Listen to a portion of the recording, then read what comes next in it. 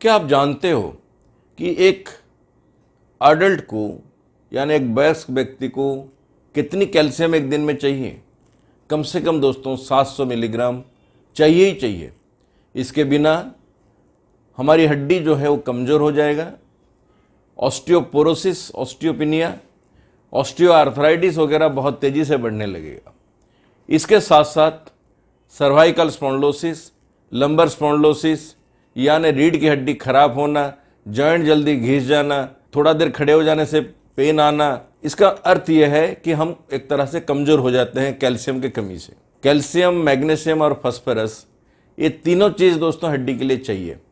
तो आज मैं आपको बताऊंगा ये तीनों आपको कैसे प्राप्त हो सकता है, कैसे आप तीनों की कमी को दोस्तों पूरा कर सकते हो। पहले चलते हैं, जानते हैं कैल्शियम के बारे में, उसके बाद फिर मैग्नीशियम के बारे में, फिर फास्फोरस के बारे में।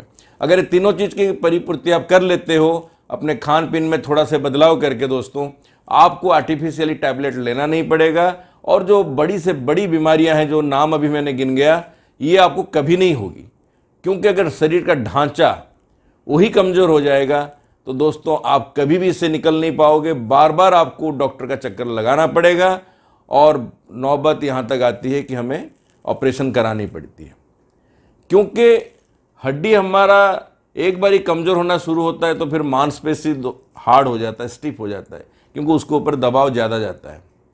अर्थ यह है कि घर का यानी अपना जो बिल्डिंग है उसका पिलर और जो बीम है वो अगर कमज़ोर होगा तो ईंटे का दीवार कितना सह पाएगा। तो आपको ये सारा चीज़ को महफूज रखने के लिए ये जो तीन चीज़ आपको कहा, कैल्शियम, मैग्नीशियम और फास्फोरस का ध्यान रखना पड़ेगा। यानी अपने खान पीन में ही बदलाव करके आपको इसका परिपूर्ति करना पड़ेगा। कम से कम 700 मिलीग्राम आपको डेली जैसे चाहिए, मैंने आपको बताया। इसकी परिपूर्ति दोस्तों किस किस चीज़ से होगी मैं भी आपको बता देता हूँ। चलिए पहले जानते हैं कैल्शियम के बारे में। कैल्शियम दोस्तों आपको दूध, पनीर और डेयरी खाद्य पदार्थ और हरी पत्तेदार सब्जियां जैसे ब्रोकली, गोभी और भिंडी, सोया, सेम, मछली से सबसे दोस्तों कैल्शियम आपको मिल जाती है। इसके साथ साथ मैग्नीशियम की जो अच्छा स्रोत है, सबसे बढ़िया है दोस्तों केला। मैग्नीशियम से हड्डियां और दांत के संरचना बढ़िया से होता है, इसलिए आपको रोजाना कम से कम सुबह 1 या 2 केला जरूर अपने ब्रेकफास्ट के साथ शामिल करना चाहिए। रोजाना कहा जाता है थोड़ा सा एक्सरसाइज जरूर करो, जिम करो, मॉर्निंग वॉक करो, कोई भी योगा वगैरह करो। 2 केला सुबह जरूर ले, कहते हैं गोल्ड की तरह काम करता है, यानी स्वर्ण भस्म की तरह काम करता है केला। अगर हम सुबह लेते हैं, थोड़ा सा आप चाहो तो इसमें हल्का सा नमक का भी इस्तेमाल कर सकते हो, जिससे ठंडा, जुकाम, सर्दी जिसको होती है वो नहीं होगा। मगर केला रोजाना खाएं, जिससे आपको आयरन की परिपूर्ति भी होगी, साथ में आपका ब्लड भी बढ़ेगा और कैल्शियम, मैग्नीशियम, फास्फोरस तीनों चीज़ दोस्तों ऐसे मिलता है। बट मैग्नीशियम का ये अच्छा स्रोत है, इसलिए इसको आपको जरूर अपने आहार में आदत करके शामिल कर लेनी चाहिए। हरे पत्तेदार सब्जियों में दोस्तों आपका पालक बहुत बढ़िया होता है। इससे आपके दांत, आपका नाखून निर्माण में काफ़ी मदद मिलती है। 1 कप उबला हुआ पालक शरीर के दैनिक कैल्शियम की जो आवश्यकता है उसका 25% आपका आपूर्ति कर देता है। फाइबर युक्त पत्तियों में विटामिन ए और आयरन भी प्रचुर मात्रा में दोस्तों पाया जाता है। आप एक चीज़ याद रखो, बहुत ज़्यादा पालक दोस्तों नहीं लेनी है, क्योंकि पालक में फाइबर होती है, इससे पेट खराब होने का चांसेस रहता है। आप चाहो सीधा सीधा भी पालक के पत्ते को ग्राइंडिंग करके उसमें थोड़ा सा आंवला मिला दो, एक आंवला बीज हटा के, और सीधे भी जूस भी आप सुबह सुबह पी सकते हो, पालक और आंवले का जूस। चाहो तो थोड़ा सा इसमें खीरा भी मिला के आप जूस ले सकते हो, यानी आंवला, खीरा और आपका पालक, 1 कप पालक कम से कम होनी चाहिए। दूसरा रहा, इसी पालक को आप अच्छे से उबाल लें, ग्राइंडिंग कर लें और उसको भी थोड़ा सा नमक डाल के भी पी सकते हैं, इससे भी हड्डी दोस्तों मजबूत होगा। हमेशा कहता हूं कि ब्लैक सॉल्ट का इस्तेमाल जरूर करें व्हाइट सॉल्ट की जगह। और जैसे हम लोग अपना जो रूटीन खाना पीना है, जैसे दोपहर के समय में आप पालक जरूर लें, इसमें कोई नुकसान नहीं है। ध्यान रखें कि बहुत ज़्यादा क्वांटिटी ना हो, जिससे कि आपका पेट वगैरह खराब ना हो। दोस्तों बादाम में कैल्शियम का और मैग्नीशियम, फास्फोरस का बहुत बढ़िया स्रोत पाया जाता है। तो रात में आप कम से कम 10 बादाम भिगो के रख के सुबह छिलका उतार के अगर चबा के खा के 1 गिलास दूध पी लेते हो तो आपका कैल्शियम, मैग्नीशियम और फास्फोरस का जितना चाहिए दिन भर की वो आपूर्ति हो जाती है। इसके साथ साथ बढ़ती उम्र के में जो हड्डियां आपका धीरे धीरे कमज़ोर होता है, इसमें बादाम आपको दोस्तों बहुत हेल्प करता है। इसके साथ साथ दूध, दही, पनीर जैसे उत्पाद में कैल्शियम भरपूर मात्रा में पाया जाता है, इसलिए जिनका दूध पीने की आदत नहीं हो ज़रूर दूध पिएं। इससे उनका हड्डी भी मजबूत रहेगा, नाखून अच्छा रहेगा, दांत भी दोस्तों मजबूत रहेगा। आप चाहें तो 1-2 संतरा भी दोस्तों ले सकते हो, या आप इसका जूस बना के भी ले सकते हैं।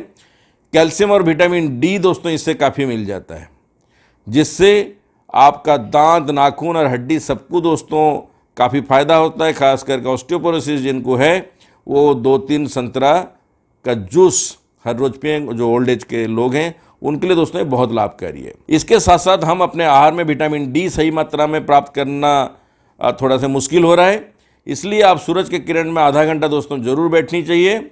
सुबह सवेरे अगर सूरज का गुनगुनी सा धूप है उसमें अगर आप सैर कर सकते हो, बैठ सकते हो और तेल वगैरह लगा के, तो आपको विटामिन डी मिल जाएगी, जिससे आपका कैल्शियम शरीर में सही ढंग से बन पाए। इसके सिवा आप कोशिश करो दोस्तों, कैसा भी एक्सरसाइज हो वो एक्सरसाइज आप करोगे तो आपके शरीर से जहरीला तत्व निकल जाएगा पसीने के माध्यम से, पेशाब के माध्यम से, और अच्छी चीज़ें आपके शरीर में आने लगेगा।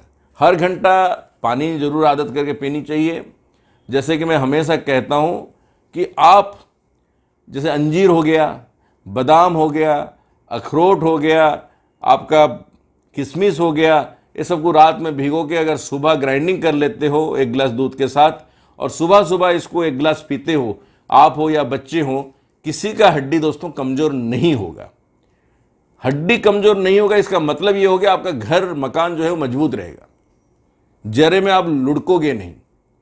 अनगिनत बीमारी हो जाती है D3 और कैल्शियम वगैरह की कमी से, B12 की कमी से।